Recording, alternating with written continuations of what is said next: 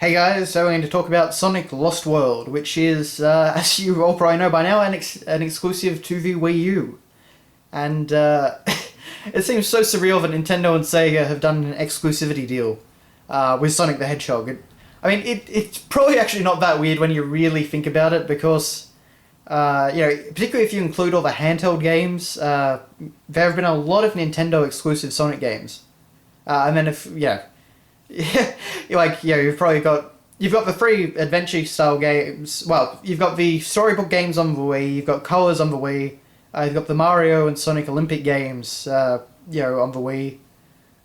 You've got a Mario and Sonic on the 3DS and the DS. I think you've got the Sonic Advance games. You've got the Sonic Rush series. You've got Sonic Generations 3DS. It's kind of funny when you think about it. There actually have been a ton of Nintendo exclusive Sonic games. But with Lost World, they have really outdone themselves, in my opinion. They are finally doing exactly what I wanted with Sonic. We're getting proper 3D environments, multiple pathways. They've completely redone the controls so that you can actually, manage to do platforming. You don't have to constantly be moving at a ridiculously high speed, and the player can easily control that with a trigger button. They've really just done a fantastic job. The parkour system, so that you don't lose momentum going over objects. And of course that helps a lot in, just kind of like maintaining the flow of a level and also creating new obstacles for Sonic to get around. I mean, it makes a lot of sense that he can do parkour. I mean, you think back to that Sonic CD intro, he's running on walls and he's, dashing up things, and it makes a lot of sense for the character. But they've also brought back, tons of classic elements, like you've got all the different classic enemies. He does the figure eight from Sonic CD while he's running. We've got the homing attack, of course, but we've also got a brand new kick attack, which actually you need to switch up to take out certain enemies. They've really covered all their bases here. I don't think I could possibly be happier with the way that this Sonic game so far is turning out. Mainly because they've just kind of...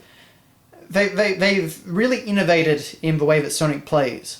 And it's taken them a while to get this, because Sonic has had pretty sketchy controls for probably over a decade now. Sonic Adventure and Sonic Adventure 2 were probably the last games where Sonic actually controlled well. Heroes was awful. Shadow was pretty bad too. Sonic 06, of course, everyone knows. Unleash was getting better. I didn't like the Werehog controlled abysmally, in my opinion, but I think the speed gameplay that was getting better. It's just sometimes it would move too fast for you to actually kind of get a grasp on. And then in Colors and that sort of thing, and Generations, of course, it's been working better, but it was still way too easy to just fly off the edge of a platform completely by accident, or for the homing attack to just fling you out into the abyss and stuff like that. So I think this will make for a much better Sonic game, even though it is probably a slower Sonic game. But to be honest, it'll probably be more in line with, basically the classic Genesis/Mega Drive games, in that you will have platforming, you'll take on a lot of enemies, and you'll kind of move through the level at a good pace. But then you'll have these sections where you just can go really fast, and they're kind of like these great memorable set-piece sections. And one of the reasons that speed works so well in the classic Sonic games is because it was divided up. You weren't going fast all the time. So that when you did actually get the chance to go really fast, it felt like a big event. It felt like so it was really fun to do that. But the reason that was that fun was because it was divided up. You had, it's kind of like a Shakespearean system of, highs and lows in a story. You build up to a big event. You have the big event, and then you kind of peter out for a little bit, and then you build back up to a next big event and that sort of thing.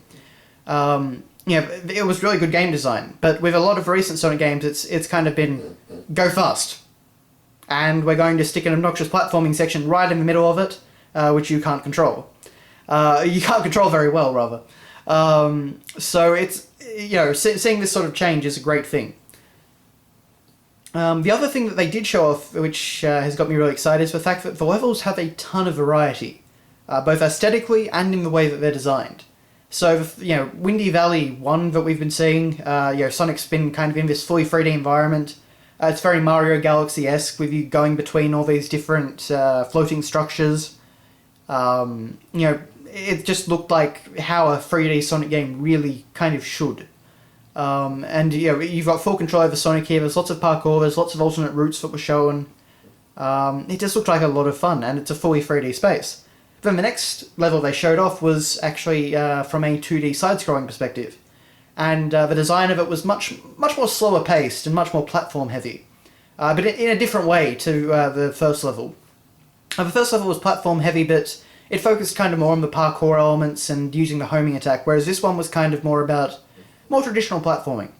I have actually heard some kind of dubious reports about the way the game plays in a side-scrolling perspective not being as great, but we'll have to see once we get our hands on it. But then the third level they showed was actually I guess you'd kind of say an on-rails level, in that Sonic was constantly moving forward and you couldn't stop him, but you had to maneuver around and obstacles and jump at the right times and do stuff like that.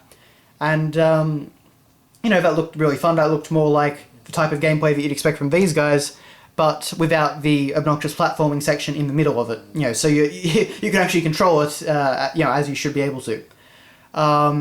So the variety of levels and the way they're designed look really top-notch. I'm really, really happy with how this is turning out, and I cannot wait to play it. It looks like Sonic is... Sonic's been on the mend for many years now, and, Sonic Colors and Sonic Generations were really good games, in my opinion. They just had some fatal flaws that kind of were inherent in the style of gameplay that they were using. But with this new one, I kind of think they might have finally totally got a handle on how Sonic works in a 3D environment. And, that this is kind of going to be the beginning of the next era for Sonic.